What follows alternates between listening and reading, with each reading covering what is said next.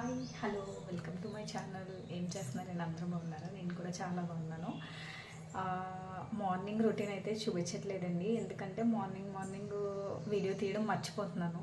అందుకనేసి మార్నింగ్ అయితే బ్రేక్ఫాస్ట్ ఏం చేస్తున్నాను అన్నది చూపించట్లేదు. కానీ ఆఫ్టర్నూన్ లంచ్కి ఏం చేస్తున్నానంటే ఈరోజు mutton curry and mutton keema fry చేస్తాను.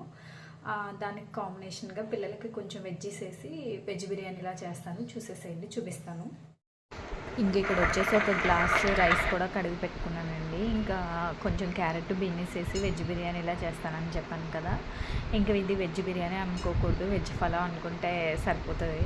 ఇంకా ముందుగా పెనం పెట్టుకొని గీ వేసి చేసుకుంటే బాగుంటుందండి. నార్మల్గా మా పెద్ద బాబు అయితే గీ తినడు.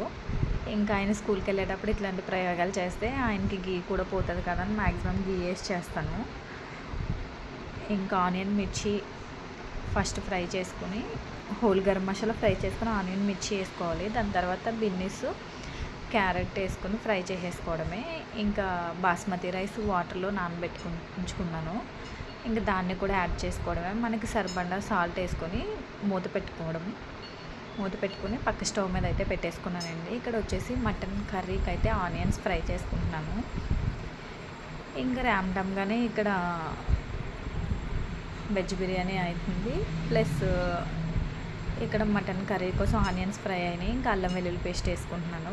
కీమా ఫ్రై చేస్తానని చెప్పాను కదా, నాకు కీమా ఫ్రైలో వెల్లుల్లి వేసుకుంటే చాలా ఇష్టం. ఎక్కువ వెల్లుల్లి వేసుకొని ఫ్రై చేసుకుంటే చాలా బాగుంటుందండి.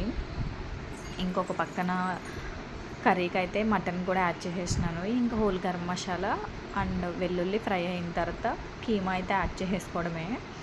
దీంట్లోంచి బాగా వాటర్ పోయేంత వరకు బాగా మగ్గించుకోవాలండి. కీమా చాలా బాగుంటుంది. ఆనియన్ గిట్లా ఏం వేసుకోము కదా, టేస్టీగా అనిపిస్తుంది. ఇంక ఇక్కడ పలావ్ కూడా అయిపోయింది, దించేసుకున్నాను. ఇంక ఇక్కడ కీమాలో అయితే అల్లం వెల్లిగడ్డ వేసుకుని కొంచెం సాల్ట్ వేసుకుని కరివేపాకు కొత్తిమీర యాడ్ చేసుకుని ఫ్రై చేసుకోవాలి. ఇంకా మటన్లో అయితే మసాలా వేసేసి ఉప్పు కారం కొంచెం కొత్తిమీర పుదీనా అయితే యాడ్ చేసుకున్నాను.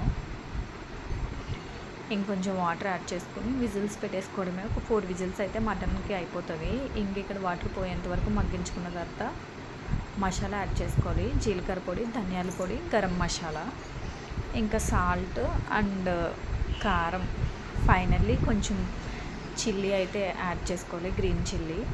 మా వీడియో నచ్చినట్టయితే లైక్ చేయండి, షేర్ చేయండి, సబ్స్క్రైబ్ చేయడం మాత్రం మర్చిపోవద్దు. ఉంటానండి, నెక్స్ట్ వీడియోతో కలుస్తాను. Bye bye.